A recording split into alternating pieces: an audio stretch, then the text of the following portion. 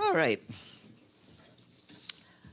Good afternoon, everyone. In a short while, we will be joined virtually by Maximo Torero, the Food and Agriculture Organization's chief economist. He will brief you on rising food prices.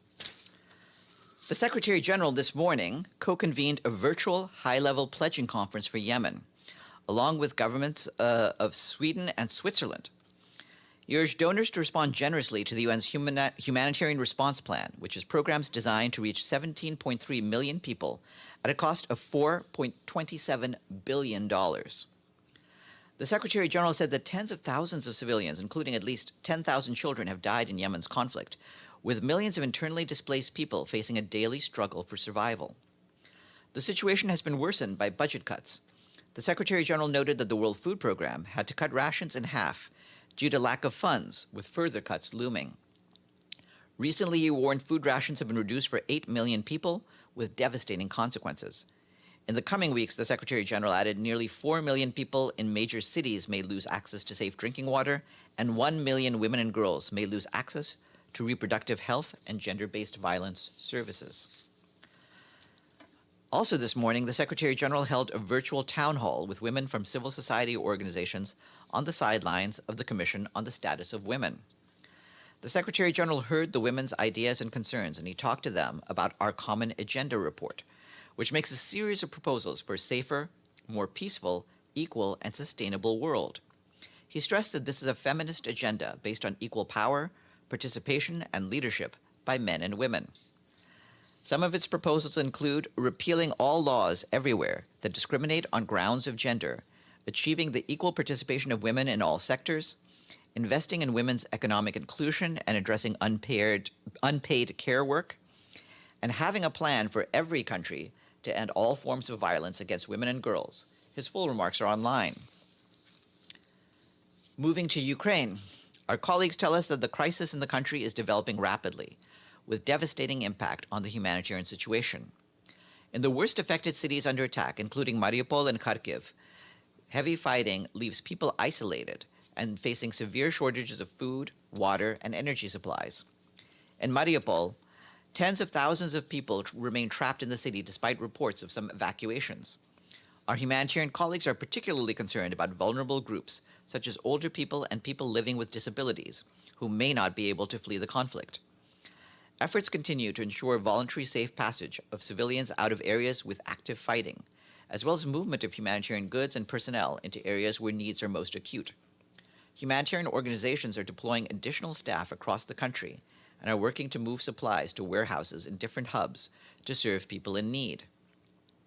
The World Food Program said that in Kharkiv, 32.5 metric tons of bread were distributed by one of their cooperating partners to about 140,800 people. So far, about 600,000 people have been reached with some form of humanitarian assistance. Today, the UN Refugee Agency said that the number of people crossing international borders out of Ukraine has reached 3.1 million.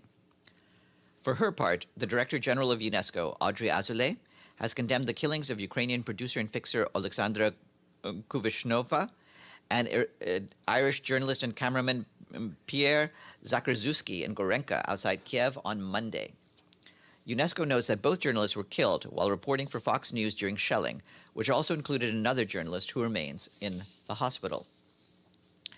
Today, the UN Undersecretary General and Special Representative of the Secretary General on Sexual Violence in Conflict, Pramila Patten, the UN Special Rapporteur on Trafficking in Persons, especially women and children, Siobhan Mullally, and the UN Special Rapporteur on Violence Against Women, Its Causes and Consequences, Reem Al-Salem, expressed serious concerns at the heightened risks of sexual violence, especially trafficking in persons, impacting significantly women and children fleeing the conflict in Ukraine and forcibly displaced.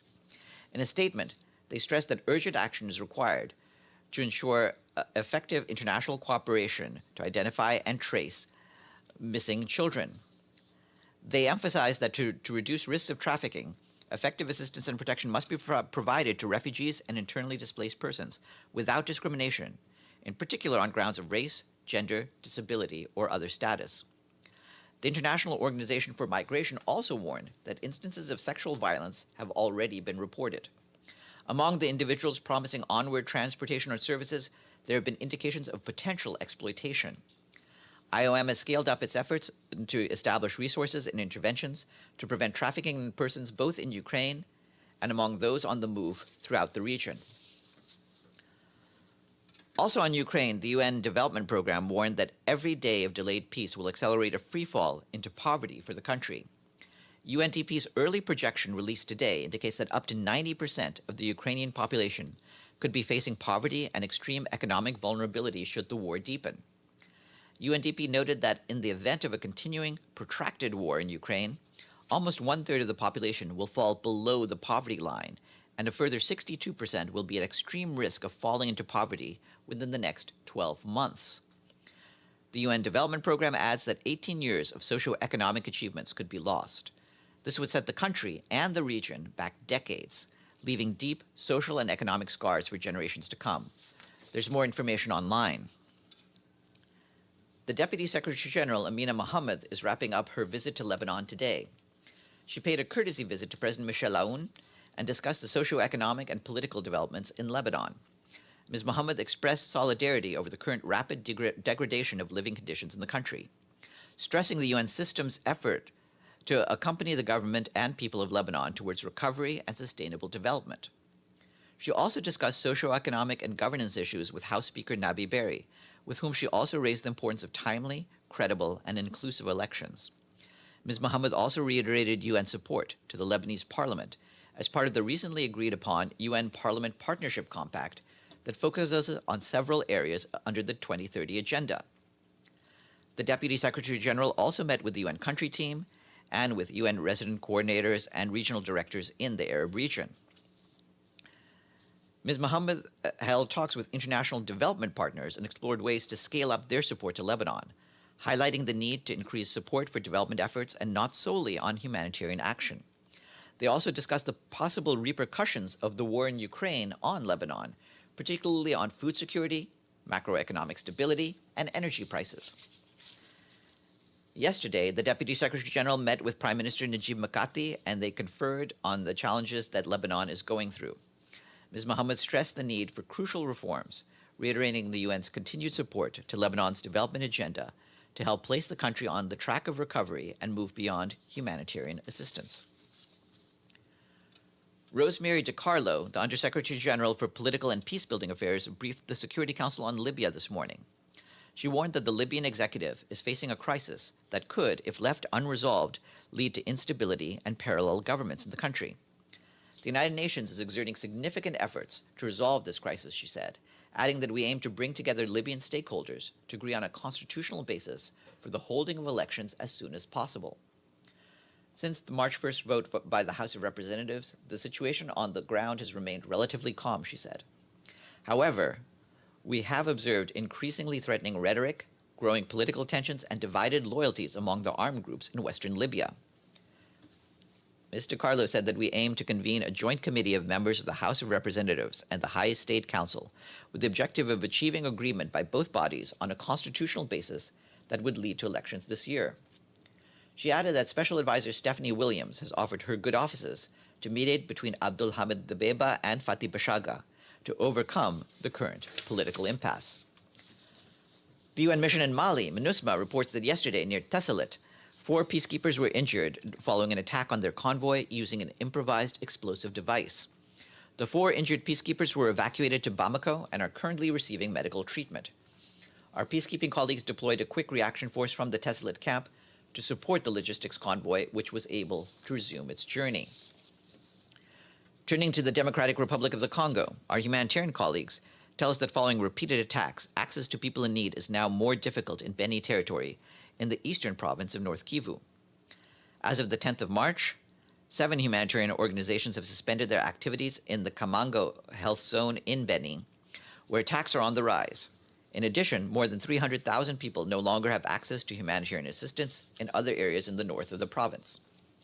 Humanitarian supply routes are also becoming more challenging due to the violence, and organizations have to make a long detour, sometimes crossing Rwanda and Uganda from Goma to reach the Kamango health zone. Between December last year and yesterday, violence by armed groups in Beni has killed at least 256 people in some 40 attacks. Around 200 civilians have also been abducted. More than 250,000 people have been displaced and have sought refuge in other parts of North Kivu. About 30,000 others have fled to Uganda. UN Women, the Food and Agriculture Organization, the International Fund for Agricultural Development, and the World Food Programme announced today that they will launch the new phase of a joint program called Accelerating Progress Toward Rural Women's Economic Empowerment. The program aims to secure rural women's livelihoods, rights, and resilience to advance sustainable development. In its new phase, the program will initially focus on Nepal, Niger, the Pacific Islands, Tanzania, and Tunisia. Since its launch in 2014, the program has reached approximately 80,000 rural women in countries such as Ethiopia, Guatemala, Kyrgyzstan, and Liberia. The new phase of the program will be formally launched on March 23rd during a side event of the Commission on the Status of Women. Today, we have 3 new resident coordinators to announce following the approval of the respective host governments. Our colleagues in the Development Coordination Office tell us that Carla Robin Hershey of the United States is the new resident coordinator in Bhutan, and Claudia Mojica of El Salvador is the new resident coordinator in Argentina. Eric Jan Overvest of the Netherlands will be our resident coordinator in Sao Tome y Principe starting tomorrow. As representatives of the Secretary General for Development at the country level, resident coordinators lead our UN teams in supporting countries' progress on the Sustainable Development Goals. They also help countries address the multiple impacts of COVID-19, especially on the most vulnerable people. The new resident coordinators' full biographies are online. And last, good news today from Kiribati. Our friends in Tarawa have paid their regular budget dues in full. 73 member states have done so by now, and we thank them all. And are there any questions for me before we go to our guest? Yes, Edie. Thank you very much, Farhan. The International Court of Justice today ordered Russia to stop hostilities against Ukraine. Does the Secretary General have any comment, and what can the United Nations do to get this order implemented? Well, as you know, the International Court of Justice is separate and independent from us, but at the same time, the Secretary General urges all nations to respect the rulings of the International Court of Justice and abide by them, and we will encourage them to all do so. And on implementation, is there anything the United Nations can do to help implement this order? Well, obviously that's up to the member states themselves. The bodies of the member states can try to take forward, as they've done in different resolutions on different rulings in the past, the rulings that the International Court of Justice makes. Aside from that, though, ultimately, we are not an enforcement mechanism for their rulings, but we do urge all member states to heed what the court decides upon. And a second question, an 8th Mexican journalist has been killed this year. Does the Secretary General have any comment on this spate of killings? Yeah. Well, as you know, we condemn all attacks on journalists around the world, and we take note of this latest killing. Obviously, no journalist should face any form of harassment, let alone being killed for their work. And we, as well as, of course, our colleagues in the UN Educational, Scientific, and Cultural Organization, condemn these acts and urge a thorough investigation into the killing. Philippe? Thank you, Farhan. Is the Secretary General is trying to have Mr. Zelensky speaking to the UN? I don't know if it's at the General Assembly or at the Security Council or any other format. Is doing something on that? We are not doing that. It's again, these sorts of arrangements are in the hands of the member states, and we respect their right to arrange any such meetings as they see fit. Of course, we encourage the member states to continue to be involved in the situation in Ukraine, and to hold any such meetings as they determine necessary for bringing the issue forward. Yes, Ibtisam, and then Benno. Thank you, Farhan. 2 questions. I asked you last week about the Israeli law where Palestinian citizens of Israel cannot unify with their family members if they get married to somebody from the West Bank and Gaza. Do you have a language for me on that? Yes, hold on 1 second.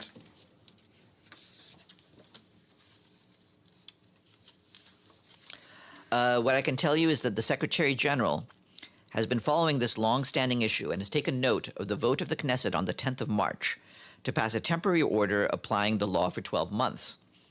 The Secretary General is concerned about the impact of the law on Palestinian families seeking to reunify in Israel and East Jerusalem, and in this connection underscores relevant concerns expressed by the UN human rights treaty bodies in the past. Specifically, he calls on Israel to ensure that its domestic legislation respects the principles of equality, non-discrimination, and proportionality in international human rights law, and further facilitates family reunification of all citizens and permanent residents of Israel. Thank you. I have another question. Yesterday, 3 Palestinians were killed by Israeli forces. One of them, Palestinian citizen of Israel in the Naqab. And I think the number of Palestinians who were killed starting from the beginning of this year is 21. They were killed by Israeli forces mostly. Do you have anything on that? And is it possible to verify the number from your side? Thank you. Well, our colleagues on the ground try to verify all the numbers, and as you know, they report periodically to the Security Council, and we expect them to report again before the end of this month, and they'll have the latest numbers in that report. Beyond that, of course, we would urge these latest killings to be thoroughly investigated by the authorities. Yes, Benno. Thank you. Follow up to Philippe's question. I know you're not conducting a meeting with Mr. Zelensky, but are you aware of planning of such an event in one of the UN bodies? We've heard the talk of this, the same as you have done. I'm not aware of whether something is afoot in the General Assembly, although you will be fortunate to be able to talk to the spokesperson for the President of the General Assembly very, very shortly. And I have a question as Yes. well. I texted to you before about this. So diplomats, Afghani diplomats in DC are saying they closed the embassy and the consulates in New York and in LA for funding reasons. Do you have any information what happens with the UN mission? At this stage, we have not had any change in the status quo to report. So it remains unchanged as it has done for many months, as we've told you. If we're apprised by the permanent mission here of a further change, we'll let you know. And how does that actually work? I guess the mission is just right now not supported financially by Afghanistan, but like, is there any UN funds going to the mission of Afghanistan or so? No. The missions are supported by their governments. Yeah, I can imagine. Yes, in the back. Thank you, Farhan. Abdullah Imasi from Television Al-Arabi. Farhan, yesterday we have seen the Secretary General conducted 2 separate meetings, one meeting with the Qatari Foreign Minister and the Polish Foreign Minister. Farhan, can you share with us more details about those meetings? And can we have, for example, a readout about what they have discussed? Thank you. No, there were no readouts of those meetings. They did discuss a number of current issues of concern, including, as you will imagine, the situation in Ukraine. Pam, you had a question? Yes. We spoke earlier today. Oops. Hi. We spoke earlier today. You said it was up to the member states. A few have expressed interest in having the Ukrainian President Zelensky speak to a special session of the General Assembly. You said you could. Can you just explain, even if it's up to the member states, that's possible, correct? It's certainly possible for the member states to request such a meeting. Your colleague Benno asked about that earlier. I don't know of any such arrangements at this stage. And would the Secretary General be supportive of that? Like I said, we're supportive of the member states' involvement in the situation in Ukraine, and they can certainly decide on any meetings they see fit to continue with their engagement. What we're hoping for is strong continued engagement by the international community, including by the membership here. Yeah, Dulcie? Yeah, I'm just wondering, given that it's the CSW, are there any plans by UN Women officials, including the executive director, to come and talk to the media about the focus of the annual meeting? Thanks. Yeah, we haven't had any of them request briefings at this stage, but we'll keep in touch with them and see whether anything can be set up over the course of this time. But you know, it is a big annual meeting, and so it's fairly strange that no one from UN Women has been here to talk to the media. Yeah, I mean, we're in touch. You know, as they say, you know, you can take a horse to water, but you can't make him drink. We can't make people brief us, but we're certainly encourage them if they can do so. Yes, Philippe. Thank you, Farhan. Question on Libya. Can you tell us a little bit what the Secretary General is doing to search a new special envoy? I don't remember, maybe I'm wrong, but Mrs. Di Carlo didn't speak at all about this search of a new special envoy. Is there any name circulating?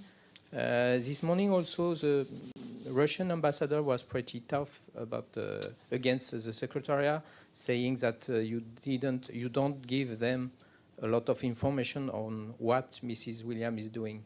Thank you. Well, as far as that goes, on the second thing, what I can tell you, I can give you an update on that. 1 second.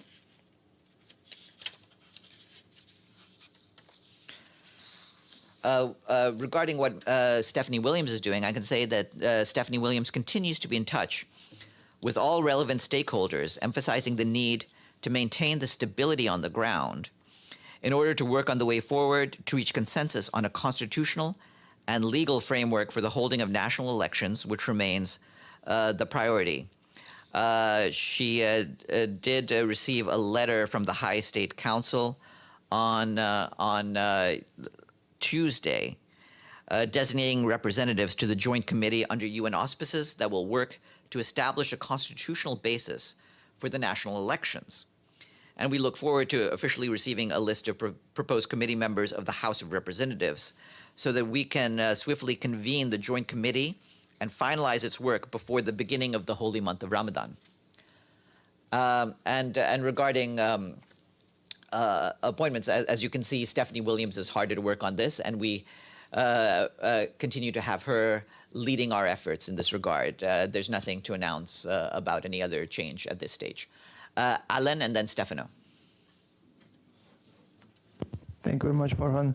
The Ukrainian anchor Fakhruddin Sharafmal during the air, speaking on air about the Russian operation on the Ukraine, quoted the Nazi criminal Adolf Eichmann addressing to Russians. Quote, he said, quote, to eliminate the nation, you have to eliminate children, end of quote. And she also called for genocide against Russians.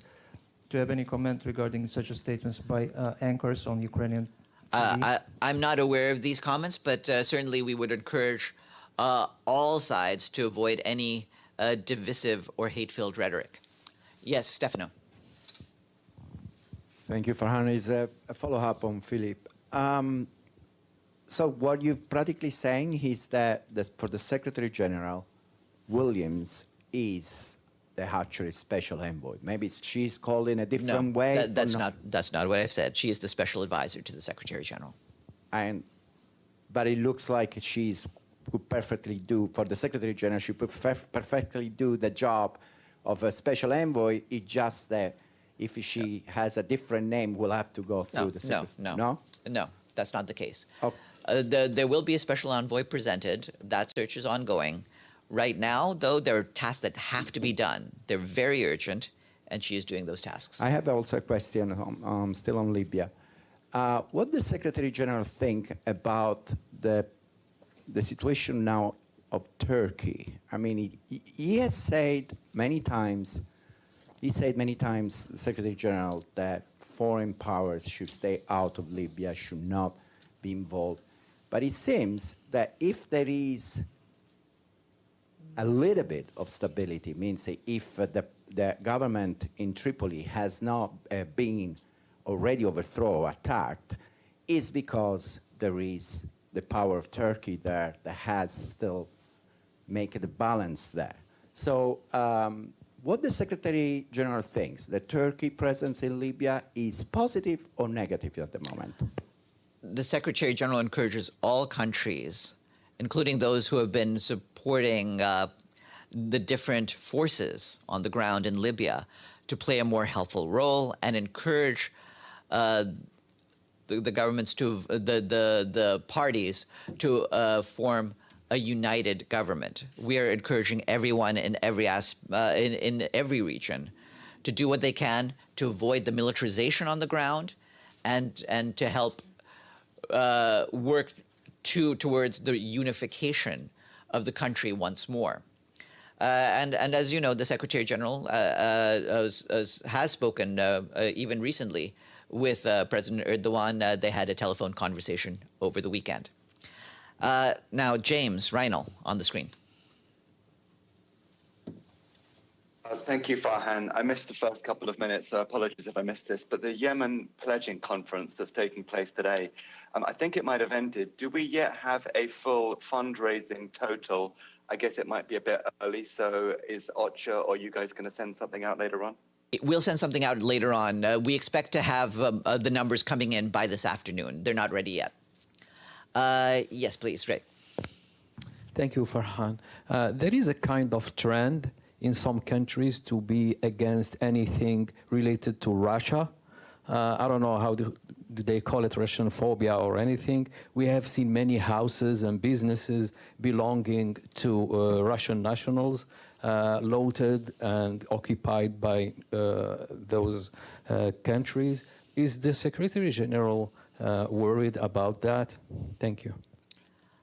I would say that what we're trying to do is bring an end to this current crisis. Once we have gotten to a position, once that there's a cessation of hostilities, that we're back on the road towards peace, these problems will subside, and that is where our focus resides right now. Yes, Benno. About the humanitarian draft resolution from the Russian Federation in the Security Council, it condemns I think, in sharpest terms, the killing of civilians. Now, the Secretary General, I think 2 days ago, said most of the attacks against civilians are actually conducted by the Russian Federation. In this light, how do you react to such an initiative by the Russian Federation? Again, we want to see the member states of the Security Council come together, and so we'll see how the discussions in the Security Council go. But you just said what the Secretary General had said 2 days ago, and that remains his stance. Yes. When are the Ukrainian peacekeepers being repatriated back home? It takes time to do that. Obviously, they've called for the repatriation of all their peacekeepers, and we respect that. That is in process right now. The peacekeepers are not gone from any of their areas, but because it takes time to move both the personnel and the equipment. But that will be happening over the course of the coming days and weeks. And how is the equipment, for example, the helicopters? How are they transported? The Ukrainians will be in charge of how they transport their equipment back. So the UN will not transport those helicopters? We'll be in dialogue with them, but ultimately this is a decision to be taken by the Ukrainians. Yes. Just quick follow-up on Libya. So is the term of Ms. Williams time limited? Is it, the appointment?